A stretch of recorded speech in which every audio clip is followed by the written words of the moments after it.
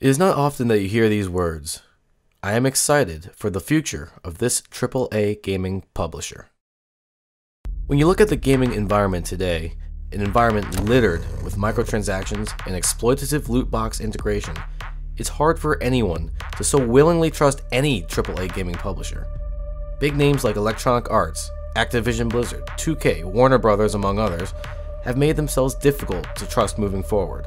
Most recently, EA has had many criticisms toward its treatment of Star Wars Battlefront 2 and the Star Wars property as a whole, following its closure of Visceral Games, hot off the heels of its incredibly disappointing performance of Mass Effect Andromeda and Need for Speed Payback.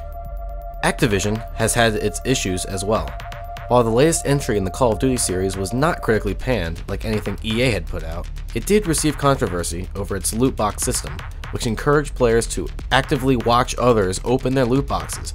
And don't even get me started with how Bungie has been handling Destiny 2 the past few months.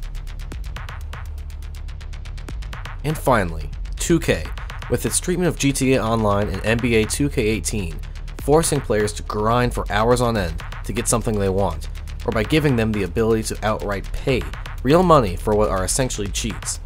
And the worst part is, people are buying into it. The only company I have not included in this list so far was Ubisoft. Yes, the same Ubisoft that put out Assassin's Creed Unity, the first Watch Dogs, and The Crew.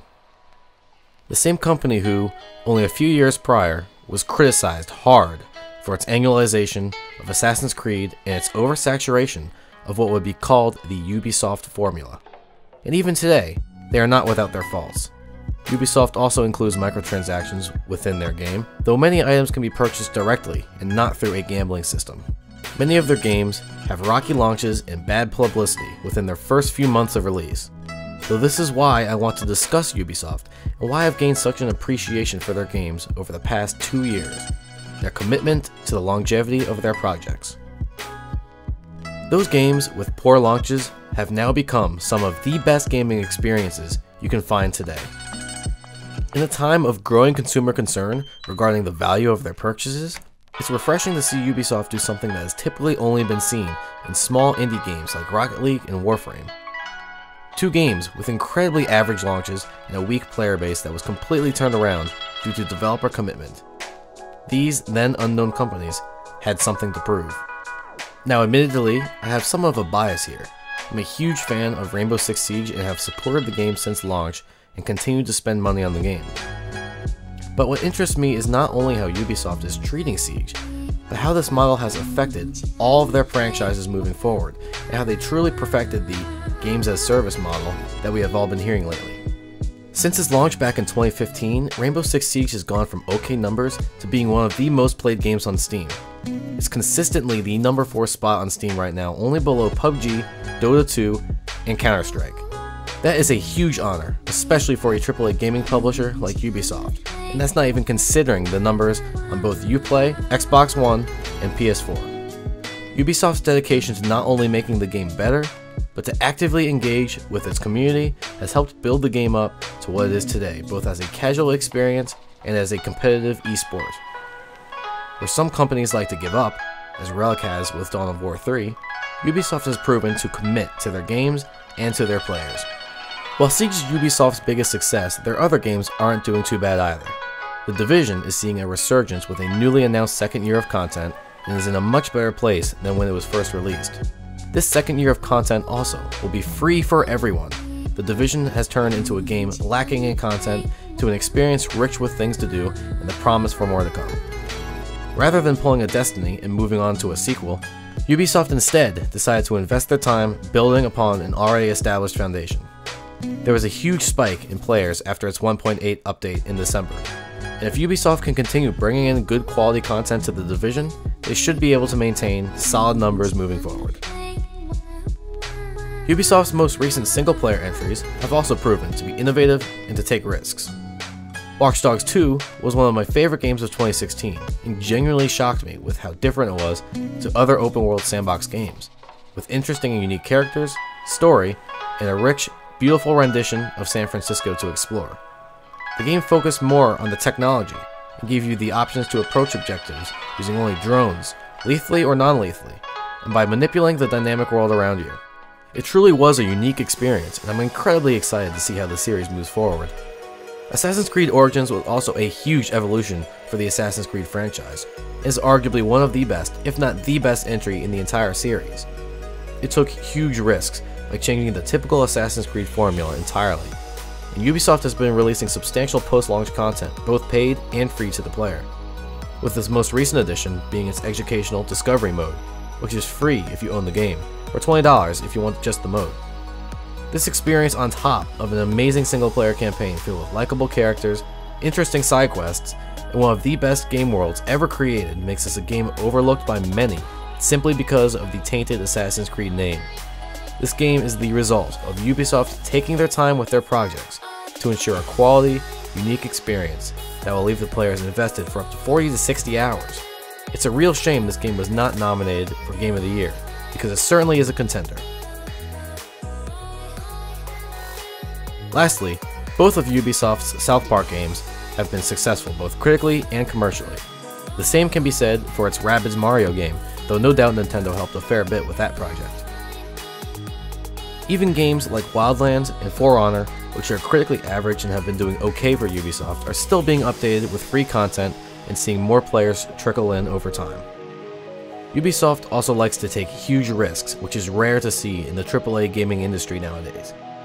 For Honor and especially Steep are niche games that cater to only a handful of gamers, and it's nice to finally see a company delve back into winter sports games. Maybe we can even get a spiritual successor that combines games like Skate, Tony Hawk, Pro BMX, and Kelly Slater's Pro Surfer. Never seen a game like that, now have you? Finally, we look into the future of Ubisoft. What's in store? First, we have Far Cry 5 to look forward to in March. Based on the promotional material alone, the game looks incredibly promising. The same can be said for its Season Pass, which took cues from its successful Blood Dragon DLC, by giving the player wackier stories and environments to explore away from its main campaign, like Vietnam and Mars.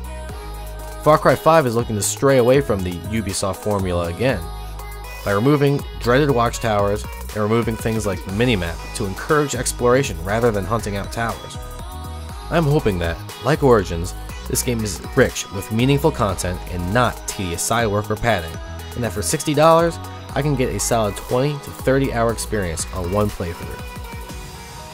After Far Cry 5, Ubisoft again is taking huge risks by developing two new IPs, Skull and Bones and Starlink: Battle for Atlas. While not much has been seen of these projects, I'm optimistic to see what will come of these games, especially Skull and Bones, which could be a proper, realistic open-world pirate game. Also planned for a 2018 release is The Crew 2, which hopefully remedies the issues the first game had regarding replayability and its server issues. Ubisoft has a full lineup in store for 2018, and there's going to be something out there for everyone. It really feels strange for me to be saying this, but Ubisoft has recently gained my trust because they put out both good and bad games. While most companies would abandon their bad games and move on, Ubisoft has been committed to staying on board, working hard along with their communities to make a product that the players want and enjoy, and a product where consumers are happy to continue to spend their money on. We have seen this with Rainbow Six Siege. We are seeing this with The Division. We have seen it with Assassin's Creed Origins, and hopefully we will be seeing it with Far Cry, For Honor, and its other IPs, both present and future. We have seen Ubisoft take risk after risk by not only sticking with their already released games, but by also experimenting with new and original IPs and ideas. Though there is only one catch.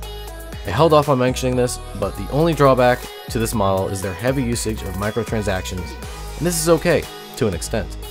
Consumers are able to buy what they want outright and don't have to gamble for the chance to get something they want. And those items are always cosmetic or something like boosters or more in-game currency, never giving one player an advantage over another.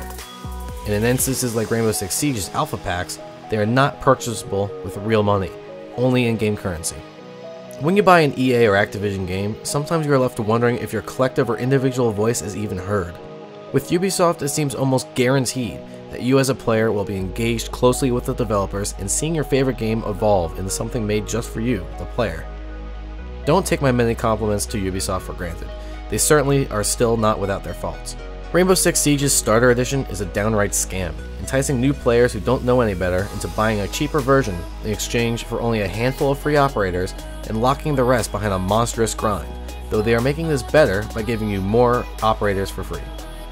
Their games are still incredibly expensive and can run you up to $130 for access to all of the content that the game currently has to offer without needing to grind for them.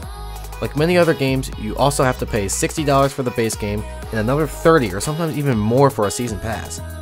All of this on top of any in-game purchases you wish to make will cost you, and it's not cheap getting a full experience. Simply waiting for a sale is your best bet. But please, keep being overly critical and keep making your voice heard, because Ubisoft will actually listen to you and want to work with you. They actually let their developers communicate and engage with their communities on official forums and on Reddit. They want their games to succeed just as much as we do. Sometimes it won't be perfect at first, but if we take the risk and stick around, they will too. And this is coming from someone who disliked a majority of the Assassin's Creed franchise, hated the first Watch Dogs, and never really played The Crew or The Division. Ubisoft is an example that not all AAA gaming publishers are all that bad. Some of them genuinely wish to make good games and genuinely want their players to be happy. Hopefully other gaming publishers, like EA and Activision, follow suit, focusing more on their players and not stripping you of all your money. Happy customers will naturally want to spend money on your game. EA and Activision don't want their customers to be happy, they just want to make a quick buck, and they'll do anything to rob you of your wallet. If every AAA publisher treated their consumers like Ubisoft has, the gaming industry as a whole would be in a much better position than it is now.